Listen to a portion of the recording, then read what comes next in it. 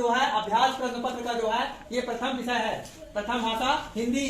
हिंदी का जो है आज जो है अभ्यास प्रश्न जो है आप लोग जो है यहाँ पे कर रहे हैं, ठीक है ना। अब यहाँ पे हम जो है कुछ प्रश्न दिए हैं, चलिए इन प्रश्नों को पढ़ करके हम समझा देते हैं, ठीक है ना। तो आप देख लीजिएगा अपने पेपर में सबसे पहला यहाँ दिया गया है, सबसे पहले क्या दिया है, अभ्यास प्रश्न पत्र प्रथम कक्षा 5वीं विषय हिंदी, ठीक है ना। माह नवंबर 2023, समय 2.5 घंटा। ये जो आपका पेपर का समय है 2.5 घंटे का है और पूर्णांक जो है 60 नंबर का, ठीक है ना। ये लिखित 60 नंबर का रहेगा, इसके बाद मौखिक। समझ में। ऑप्शन नंबर 1 देखिए, सही विकल्प का चयन करें। अब यहाँ पे सही विकल्प आपको चयन करना है, यहाँ पे 4 ऑप्शन है। प्रश्न नंबर 1 दिया है सही विकल्प का चयन करें और प्रश्न नंबर 1 दिया है चंदन की हत्या की। अब चंदन की हत्या किसने की, यहाँ पे 4 ऑप्शन है, उदय सिंह, तीरथ, पन्नाधाय और बलवीर, ठीक है ना। यहाँ पे आ बा सा दा 4 ऑप्शन में एक ऑप्शन सही है। कौन सा ऑप्शन सही है आप नीचे लिखेंगे, ठीक है ना। बताना नहीं है किसी को, आया समझ में। फिर यहाँ दूसरा नंबर दिया है, ईश्वर चंद के पिता का नाम था। यहाँ पे 4 ऑप्शन दिया है, रामचंद, शरद चंद, सरस्वती चंद, ठाकुरदास। जो भी है इसका उत्तर ऑप्शन में से एक ऑप्शन सही है, उसको आपको नीचे लिखना है और इसमें टिक लगा देना है। जो ऑप्शन सही होगा उसमें आप टिक लगा देंगे, ठीक है। फिर नंबर 3, शक्ति की पूजा की जाती है। और यहाँ पे शक्ति की पूजा की जाती है रक्षाबंधन पर, दशहरा पर, होली में, दिवाली में है।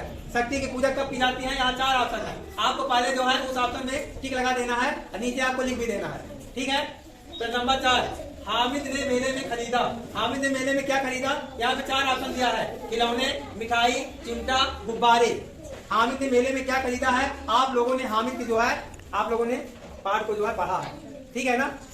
तो यहाँ पे जो है आपको हामिद वाले उसमें देखना, जो भी सही होगा उस ऑप्शन पे आपको टिक लगा देना, ठीक है। फिर नंबर 5, सूरज का पर्यायवाची शब्द है। अब सूरज का पर्यायवाची शब्द क्या है, यहाँ पे 4 ऑप्शन दिया है, रवि, मेघ, कुसुम, वसुधा। जो भी ऑप्शन सही होगा उस ऑप्शन पे आपको टिक लगा देना है, नीचे उसका ऑप्शन में सही उत्तर लगा लिख देना है। अब यहाँ पे नंबर 2 दिया है, रिक्त स्थानों की पूर्ति कीजिए। अब यहाँ पे ए नंबर दिया है, मुझे तोड़ लेना डैश डैश उस पद पर तुम देना फेंक। अब मुझे तोड़ लेना, जो बीच में पंक्तियां नहीं है उस पंक्ति को पूरा करना है, मुझे तोड़ लेना। अब बीच में पंक्ति में क्या आता है, मुझे तोड़ लेना, जो भी है यहाँ पे आपको लिख देना है और जो भी लिखेंगे अंडरलाइन जरूर कर देना ताकि समझ में आ जाए कि जो है यहाँ पे खाली स्थान था। आए समझ में। बी नंबर, रम्मो और कल्लो की माँ का नाम डैश डैश था। रम्मो और कल्लो की माँ का नाम क्या था, डैश डैश। वहां पे आप रम्मो और कल्लो की माँ का नाम लिख देना है, ठीक है ना। सी नंबर, पृथ्वी शब्द का विलोम शब्द है। अब पृथ्वी का उल्टा शब्द क्या होगा, पृथ्वी का उल्टा शब्द जो होगा यहाँ पे आप खाली स्थान में लिख देना है और अंडरलाइन कर देना है। आगे समझ में। डैश डैश का प्रसिद्ध मंदिर है उज्जैनी में। मतलब उज्जैन में किसका प्रसिद्ध मंदिर है, यहाँ पे आपको डैश डैश जो स्थान है खाली स्थान उसमें आपको लिखना है, ठीक है। फिर सी नंबर है, लाखों सर एक साथ डैश डैश में झुक जाते हैं। लाखों सर एक साथ, अब यहाँ खाली स्थान है उस खाली स्थान में आपको भरना है, लाखों सर एक साथ डैश डैश में झुक जाते हैं। आज समझ में। अति लघुत्तरी प्रश्न अब आ गया है, अति लघुत्तरी प्रश्न। यहाँ जो है छोटे छोटे प्रश्न है, इसका जो है 1-2 लाइन में जो है इसका उत्तर आपको लिखना है, ठीक है। फिर नंबर 3, पेड़ और नदी का 2-2 पर्यायवाची शब्द। पेड़ और नदी का 2-2 पर्यायवाची लिख देना है। क्या लिख देना है, पेड़ और नदी का 2-2 पर्यायवाची, ठीक है ना। फिर नंबर 4, सुगम और उपकार शब्द का विलोम लिखें। विलोम माने क्या होता है, उल्टा। विलोम माने उल्टा। फिर नंबर 5, घोड़ा और गायक का स्त्रीलिंग लिखो। घोड़ा और गायक का स्त्रीलिंग, ठीक है ना। घोड़ा क्या है, पुल्लिंग है ना, उसको आपको स्त्रीलिंग में लिखना है और यही गायक को। फिर नंबर 6, प्रयास और करत का शुद्ध रूप लिखो। अब यहाँ प्रयास दिया है, इसको आपको शुद्ध लिखना है, ये क्योंकि यहाँ पे अशुद्ध लिखा गया है, ठीक है ना। फिर नंबर 7, रोजा और तकदीर का समानार्थी शब्द लिखो। रोजा और तकदीर का समानार्थी शब्द क्या होगा, ठीक है ना। फिर नंबर 8, निम्नलिखित शब्दों का समानार्थी लिखें। अब यहाँ पे दिया गया है, यहाँ पे तो नंबर 8 में दिखाई थोड़ा पेपर, निम्नलिखित शब्दों का समानार्थी शब्द लिखें। तो समानार्थी शब्द इसमें दिया गया है सतर्क, आलस, पथ। आपके पेपर में दिया गया है सतर्क, आलस, पथ। इसके बाद फिर नंबर 9 दिया गया है, चंद्रशेखर आजाद कहाँ के रहने वाले थे। चंद्रशेखर आजाद कहाँ के रहने वाले थे, इसका उत्तर लिखना है इसमें, ठीक है ना। अपना नंबर 10, कवि ने सत्य को किसके बराबर बताया है। कवि ने सत्य को किसके बराबर बताया है, ये रहा जो है नंबर 10, ठीक है ना।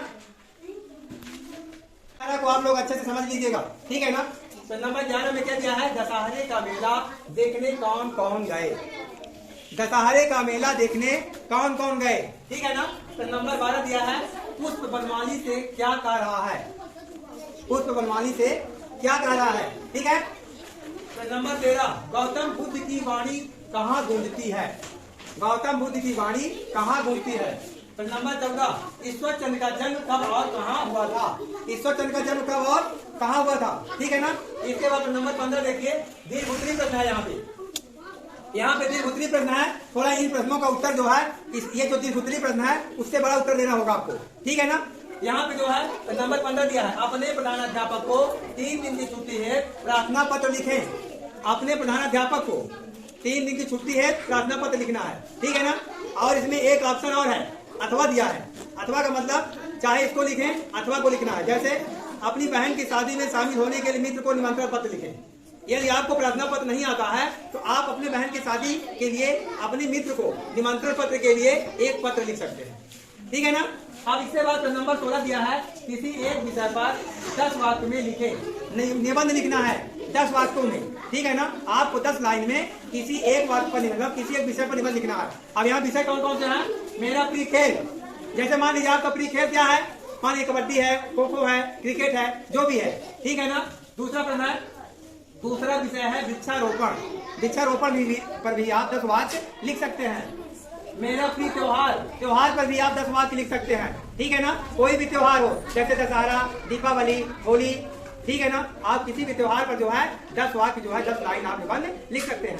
इसके बाद मेरा प्रिय विद्यालय, अपने विद्यालय के बारे में आप 10 वाक्य लिख सकते हैं। मेरे विद्यालय का ये नाम है, मेरे विद्यालय में इतने कमरे हैं, मेरे विद्यालय में खेल का मैदान है, मेरे विद्यालय में पीने का पानी है की सुविधा है, मेरे विद्यालय में इतने कमरे हैं, मेरे विद्यालय में इतने कक्षा हैं, मेरे विद्यालय में इतने विद्यार्थी हैं, इतने बच्चे हैं, इतने भाई बहन हैं, कुछ भी आप लिख सकते हैं, ठीक है ना।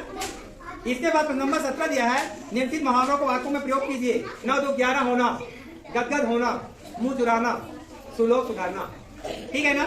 इस पर जो है आप जो है सभी प्रश्नों का उत्तर जो है आप अच्छे से लिखेंगे।